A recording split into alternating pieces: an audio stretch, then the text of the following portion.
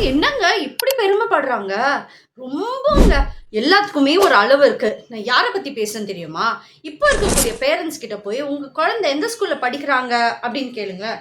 பெருமையா, "my child he or she is studying in an international school" அப்படின்னு சொல்வாங்க. ஆனா அதே குழந்தைய ஒரு குரூப் டிஸ்கஷன்ல "இங்கிலீஷ் பேசுப்பா" அப்படின்னு சொன்னா, பக்க பக்க பக்கன்னு முழிப்பாங்க, திணறுவாங்க.